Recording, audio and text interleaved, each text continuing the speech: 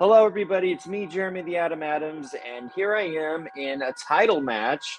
I'm pretty nervous to be here, actually. It was an awesome victory to win the multiplayer match that I wanted to get here, but it's a title match. There's just a lot of trivia, a lot of movies to know, and it's hard to retain all of that. I'm playing a guy who is the champion, who does his homework, who's a great player. I faced him before, Ryan Payne, and I'm excited to face him and just see how it goes tonight. And it's one way or the other, it's an honor to be here. Thank you, Hunter, and everyone for supporting me and getting to this point. And let's have a great match. Okay, here we go. The Last Stand. Hopefully this will be the last time for this year I defend my championship. Not saying I'm going to lose, but you know what's going to happen. But I'm not taking Jeremy lightly and gathering his knowledge. And so many other people, everyone else I've faced has always had a select certain number of films for me to watch. And I can promise you that if his films come up in the last round, I will not know them, because believe me when I tell you, those films, great. I don't know. I guess when it comes down to it, I'm gonna freak. I was lucky I didn't have to worry about that against Joe in the last round. But you know, anything's gonna happen. But you know what? Right now, I'm just gonna play. Let's hope every round it benefits me personally. Also, I'm a chaotic mess right now. I mean, come on, I'm defending the championship. It honestly feels like I've been waiting in line for hours. But, you know, I'm going to stop rambling here before it gets to an hour, and then Hunter is going to tell me, okay, you need to shut up, so let's just play.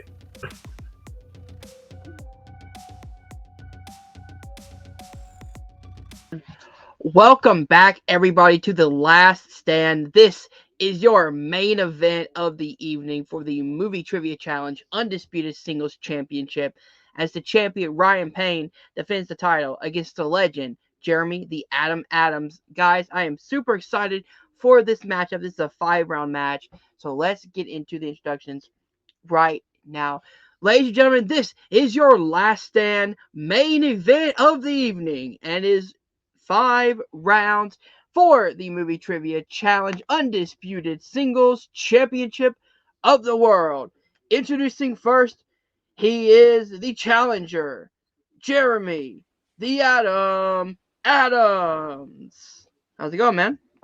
Doing okay. All right, I'll explain to you how round number 1 works. This is a speed round. 60 seconds on the clock to answer 8 questions. 4 from your strengths, 4 from Ryan's strengths. You have unlimited skips, so if you don't know an answer, you can pass it. And if we have time at the end of all 8 questions, we'll come back to all the questions you skip. You cannot use your chances or your challenges in this round. Then we'll come back in round number 2. Do you understand? I understand. All right, if you're ready, we will start with the very first question, which is, Mary-Kate and Ashley Olsen star in this 1995 film alongside Kirstie Alley. It Takes Two. Who directed 1966's El Dorado? John Ford. Who plays young Spencer in Jumanji: Welcome to the Jungle? Alex Wolff. What James Bond movie came out in 1979? Moonraker. Martin Campbell directed what film starring Michael Keaton and Maggie Q? Skip. Who plays Charlie, the instructor and love interest of Maverick in Top Gun? Kelly McGillis. Who voices Jefferson Davis in Spider-Man Into the Spider-Verse?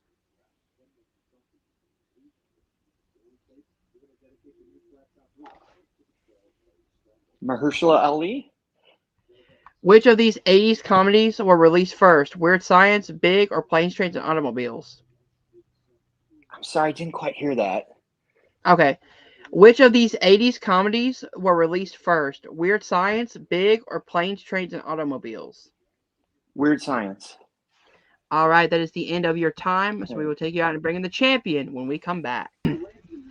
And his opponent, he is the reigning, defending Movie Trivia Challenge Undisputed Singles Champion of the World, the Painmaker, Ryan Payne. What's up, brother? Well, I'm getting a slight brain freeze. Ah! That is not good. No, that works. Gets me focused. Like you said, I'm the pain There you maker, go. so I put myself in pain so I stay focused. That hey man, if it helps, it helps. All right. I'll explain to you how round number 1 works. This is a speed round. 66 on the clock to answer eight questions. 4 from your strengths, 4 from Jeremy's strengths. You have unlimited skips, so if you don't answer, you can pass it. And if we have time at the end of all 8 questions, we will come back to all the questions you skipped. You cannot use your attention or your challenges in this round. We'll come back at round number 2. Do you understand? Yes, I do. All right. If you're ready, we'll start with the very first question, which is, Mary-Kate and Ashley Olsen star in this 1995 film alongside Kirstie Alley. It Takes Two. Who directed 1966 El Dorado? Pass. Who plays a young Spencer in Jumanji, Welcome to the Jungle? Jumanji, Welcome to the Jungle. Young Spencer. Pass. What James Bond movie came out in 1979? Pass. Martin Campbell directed what film starring Michael Keaton and Maggie Q? The Protege. Who plays Charlie, the instructor and love interest of Maverick in Top Gun? Rebecca. No. Kelly McGinnis. Who voices Jefferson Davis in Spider-Man Into the Spider-Verse? Brian Tyree Henry. Which of these 80s comedies were released first? Weird Science, Big, or Planes, Trains, and Automobiles? Planes, Trains, Automobiles. Who directed 1966's El Dorado? That's a pass. All right, that is the end of your time. So we will take you I out. just messed up again. It's my. No, I'll later. And we'll bring back Jeremy, have a score update and a recap when we come back. All right, guys, I will go through the questions and the answers right now. Mary-Kate and Ashley Olsen star in this 1995 film alongside Kirstie Alley, It Takes Two. Who directed 1966's El Dorado? Howard Hawks. Who plays a young Spencer in Jumanji, Welcome to the Jungle? Alex Wolff. What James Bond movie came out in the year 1979? Moonraker. Martin Campbell directed what film starring Michael Keaton and Maggie Q? The Protege. Who plays Charlie? Kelly McGillis. Who voices Jefferson Davis in Spider-Man Into the Spider-Verse? Brian Tyree Henry. And which of these 80s comedies were released first? Weird Science, Big, or Planes, Trains, and Automobiles? It was Weird Science. So, at the end of round number 1, we have Jeremy in the lead with 5, Ryan behind with 3, going into round number 2, which works like this. Both competitors have given me one franchise or filmography that they want to hear 4 total questions from, worth 2 points apiece. They get it right, they gain those points. They miss it, their opponent can steal. And there is no multiple choice in this round. You guys understand? Yep. Yes. 100%. All right, so we will start with Ryan first. Are you ready for your first question? Let's go. In the category of Mission Impossible, your first question is, who directed Mission Impossible 3? J.J. Abrams. That is correct for 2 points. Your second question, in Mission Impossible Rogue Nation, what is the nickname of Janek Venter? The Bone Doctor. That is correct for 2 points. Bringing you up to 7. Your third question, what character in the Mission Impossible franchise said this quote? Your mission, should you choose to accept it, I wonder, did you ever choose not to? The end you've always feared is coming, and the blood will be on your hands, the fallout of all your good intentions.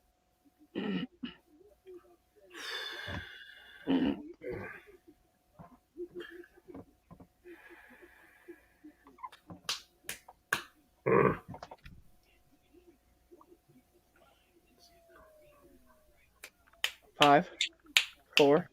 Can I do a 3. repeat or an extension? Yes, you can indeed. I'll give you a repeat.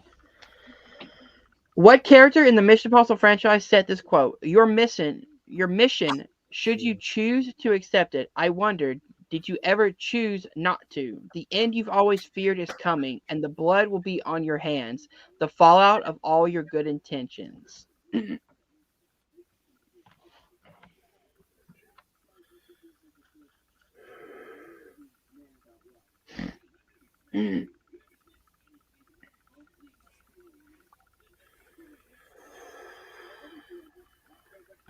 5, 4, 3, 2, 1. Time's up. Jeremy, chance for a 2-point steal. Jim Phelps? No, That is incorrect. The correct answer is Solomon Lane. Yes. And your fourth and final question, Ryan. In Mission Impossible Ghost Protocol, Hendricks sent launch codes to a Russian nuclear submarine firing a missile at what U.S. city?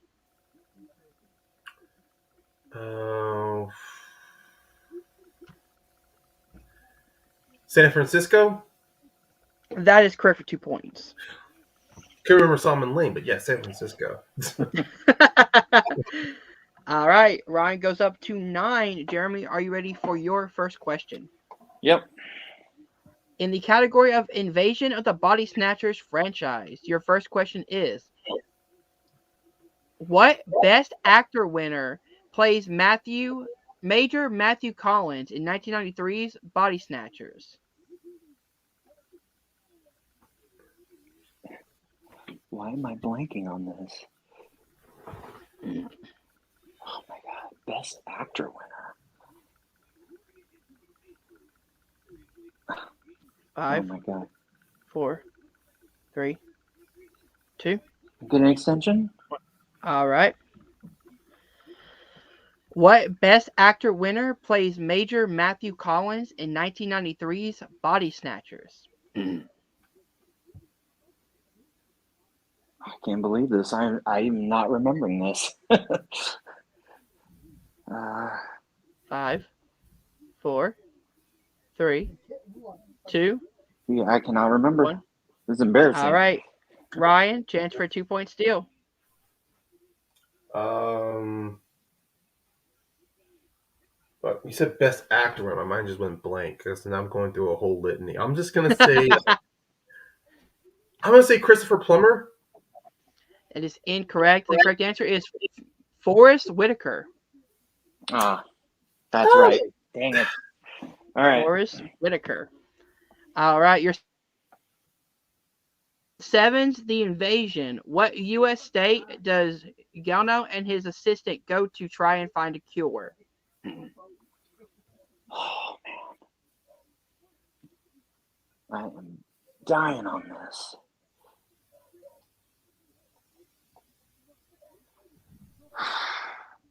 5. I definitely 4, had this in my head, and 3, now it is there. 2. South Carolina? That is incorrect. Chance for a 2-point steal, Ryan. State. Okay, state.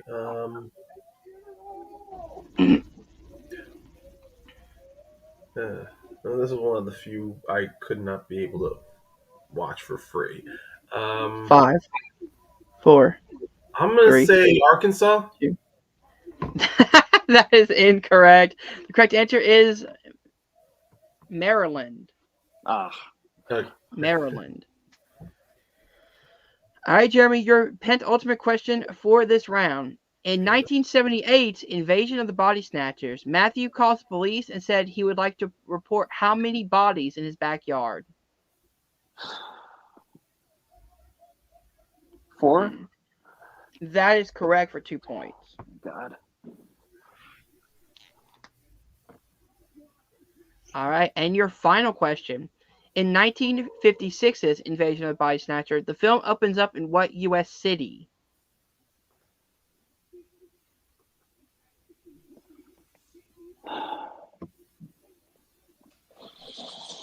San Francisco? That is incorrect. Chance for a 2-point steal, Ryan. Okay.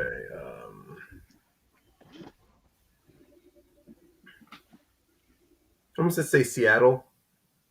That is incorrect. The correct answer is Los Angeles. Oh, That felt too obvious. all the way to Los Angeles? That felt too obvious. The City of Angels. All right, so at the end of round number 2, Ryan takes the lead 9 to Jeremy 7. Going into round number 3, which is the game 1, lose 1 round. Each competitor will hear 4 questions and will write down their answer. They get it right, they gain 1 point. They miss it, they lose 1 point. You guys understand? No. 100%. All right, so we will start with the very first question in the category. In Spielberg, your question is, in Jaws, how much is the bounty put on the shark's head from the mayor before Quint makes it $10,000?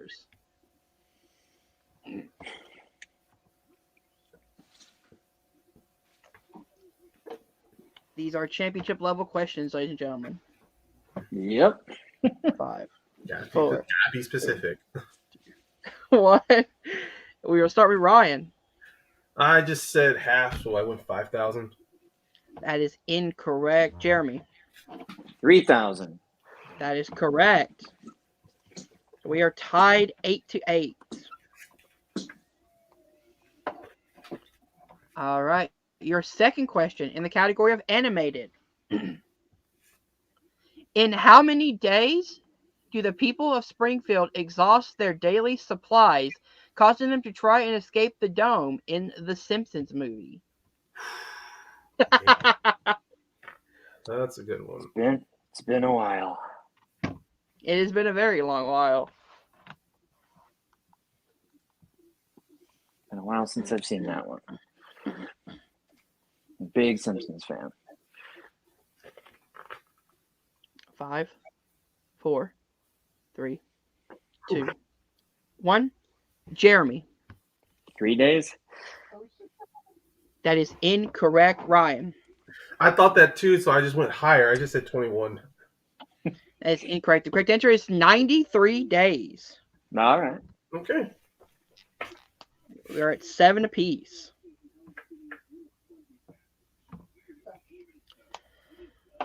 All right. Your penultimate question of this round is in the category of the 2010s. Your question is, what 2010s animated film has vocal performances by Jennifer Goodwin and Idris Elba?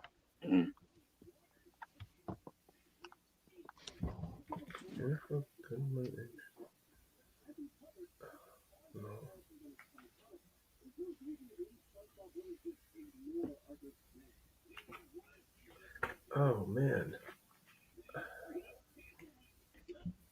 5, 4, 3, 2, 1.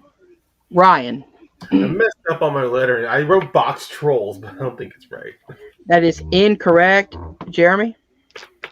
Zootopia.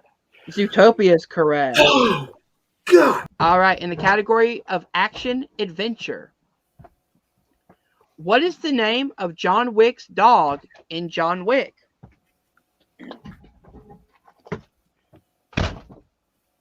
Oh, wait. Oh, damn.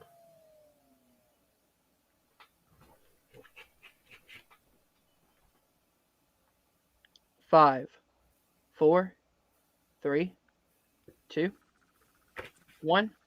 Pins down Jeremy. Daisy. Daisy is correct. Ryan. No, I had Zoe. Ooh. All right. So at the end of round number 3, the roles have reversed. Jeremy with 9, Ryan with 5. Going into round number 4, which works like this, is the deep cuts round. There's a 2-pointer, a 3-pointer, and a 5-pointer in random categories. Each competitor will hear the question and write it down on a whiteboard. You get it right, they give them this point. So if that happens, they miss it. You guys understand? Mm-hmm. Mm-hmm. All right, we will start with the 2-pointer in the category of the MCU, which stands for Marvel Cinematic Universe, for those who don't know. Your question is, what word does Tony say when he introduces Spider-Man to the fight in Captain America Civil War? Mm-hmm.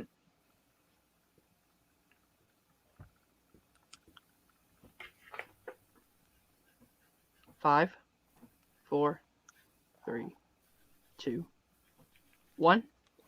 Ryan. Underoos is correct. Yeah, Jeremy. I missed it. I said sweatpants. Dang it. All right, so going into your 3-pointer, which is in the category of wrestlers in film. Your question is, WWE superstar Edge appeared in what 2000 movie based in the Highlander franchise?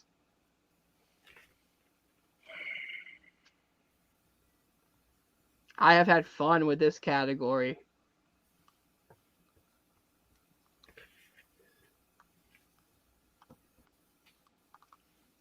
Five, 4, 3, 2, 1. Pins down, Jeremy. I know it's wrong, but I don't know which one came out in 2000. I said Highlander Endgame. That is correct for 3 points. That was 2000? Holy crap. Yes. I thought that was way earlier. Had the same thing in game. I was the only one in the 2000s. That is correct.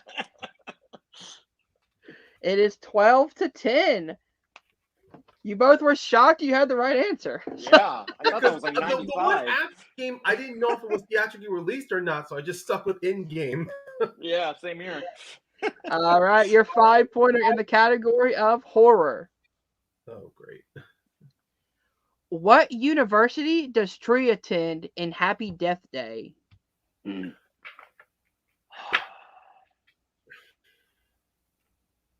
My horror knowledge background has come into play once again.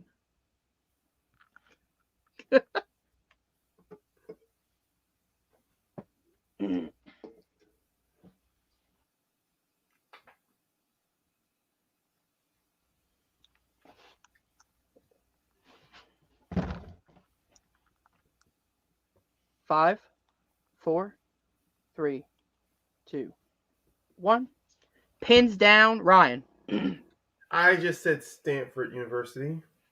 That is incorrect, Jeremy. I just said Boston University. I don't know. That is incorrect. The correct answer is Bayfield University. All right. I had a feeling it was something fictional. Yep. All right. So at the end of round number 4, it is a very close game. Jeremy in the lead with 12, Ryan behind with 10. Going into the 5th and final round, and it works like this. There are 6 movies on the wheel, 3 from each competitor. I'll spin the wheel 3 times to bring up a 2-pointer, a 3-pointer, and a 5-pointer in that chosen category. Each competitor does have 1 respin, but they can only use it once per game. No points are lost in this round, and there are no stealing. You guys understand? Yep. All right. The movies on the wheel today are Yellow Submarine, Friday After Next, Cosmopolis, Eternals, Invasion of the Body Snatchers from 1956, and Independence Day. All right, Ryan, since you are behind, we will start with you with your 2-pointer. Are you ready? Well, let's go. Your spin is in.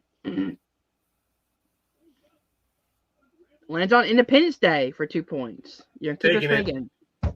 Taking it. I thought you would. All right. Your 2-pointer in the category of Independence Day is, who plays Stephen Hiller's girlfriend, Jasmine, in this film?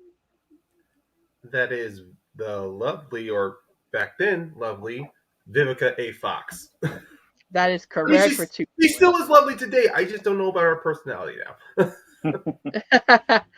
All right. We are tied 12-12. So we go back to Jeremy for his 2 points. Jeremy, are you ready? Yep. Your spin is in.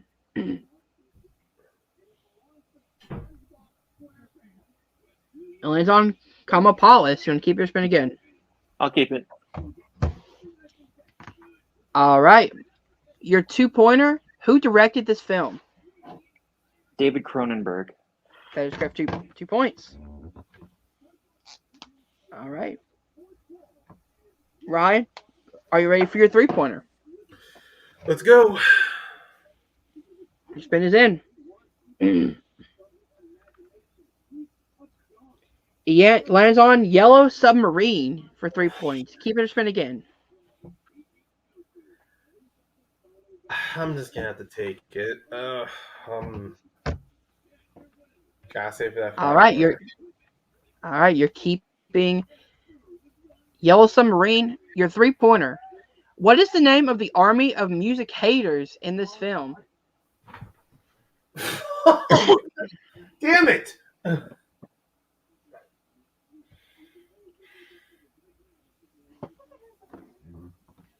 The army of music haters. Ugh.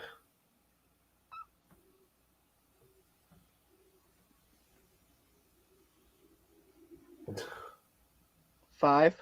I got nothing, honestly. I can't. I was dreading this one. The correct answer is the Blue Meanies.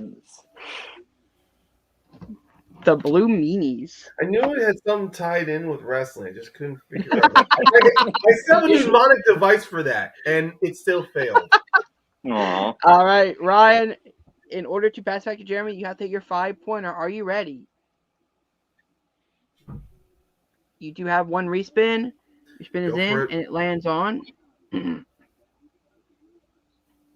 Friday After Next for 5 points. Well, let's go with it. If I die, I die on this sword. All right. Your 5-pointer to pass it back to Jeremy in Friday After Next. Your question is, what specific object does the robbers dressed as Santa Claus steal from Elroy in this film?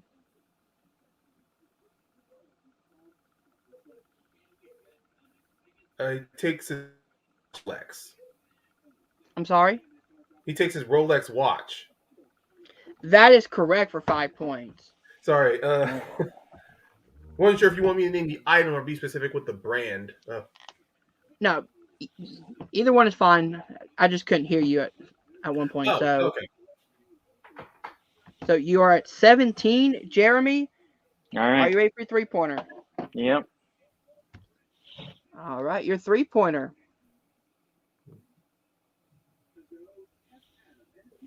It lands on Cosmopolis for 3 points. And keep your spin again. We'll take it. All right, your 3-pointer. How old is Eric at the beginning of this film? 28. That's correct for 3 points, bringing you 17-17. We are in a very interesting situation here. If Jeremy misses, we go into overtime. If he hits it, he wins with 1 respin. Jeremy, are you ready for your 5-pointer? Yeah. Your 5-point spin is in. It lands on Independence Day. Respin. You're going to respin it. All right. Yeah, Whatever lands on, you must take. It's a limit. Lands on Yellow Submarine. All right. All right. Your 5-pointer to win the match, or it goes into overtime, in Yellow Submarine is, what song does John Lennon play to defeat the dreadful Flying Groves in this film?